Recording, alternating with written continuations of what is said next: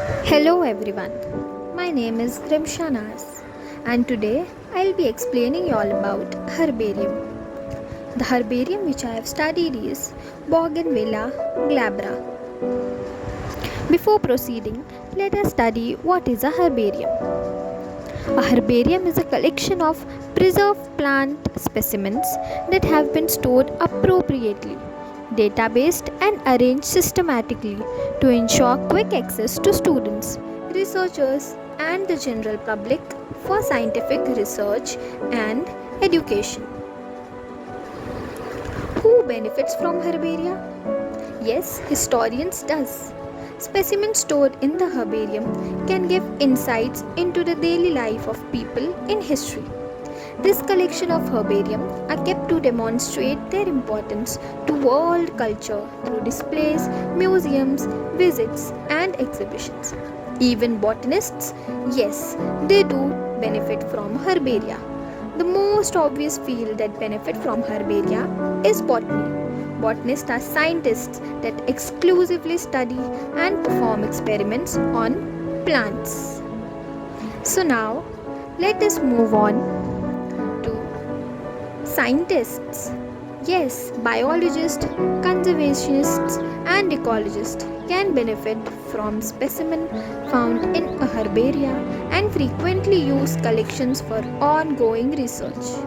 Even teachers, principals, or students in education might benefit from the herbaria. It is often used to educate the public at events like museum, exhibits, guided tours of herbarium, conferences, and shows like the right hand side flower show. Now let us take a look on how to make a herbaria. In order to make a herbarium, step 1 is field visit. A complete specimen possesses all parts including root system, flowers and fruits. So for collection, a plant which contains all the parts should be selected. Therefore, regular field visits are necessary to obtain information at every stage of growth and reproduction of a plant species. So this is how a specimen of herbarium is collected. Step 2 is pressing and drying. Spread the specimen between the fold of old newspapers or blotting sheets. Avoid overlapping of parts. Once the herbarium is pressed, after 24 to 28 hours, open the pressed specimen. Step number 3 is mounting. The dried specimens are then mounted on herbarium sheets of standard size 41 or 29 centimeters. Mounting can be done with dye with the help of a glue. Step 4, preservation and labeling. In order to preserve a specimen, the mounted specimen are sprayed with fungicides with like 2% solution of mercuric chloride. And to label the specimen, a label is pasted or printed on lower right hand corner. The label should indicate the information about the locality, altitude, habit, date and time of collection, name of collector, common name, complete scientific name, etc.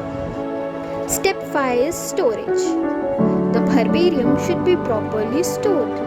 So properly dried, pressed and identified plant specimens are placed in thin paper folds, which are then together kept in thick paper folds.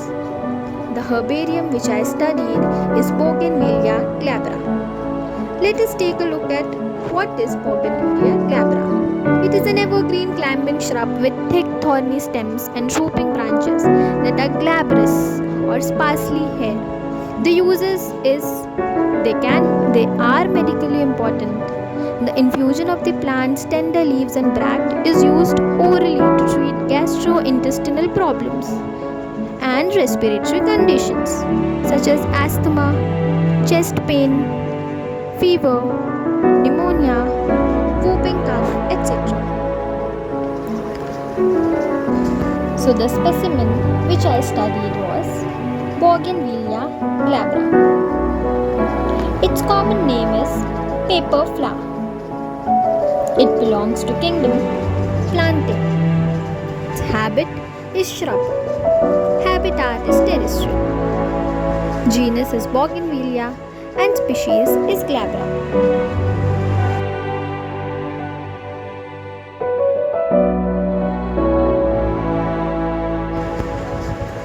Thank you for watching.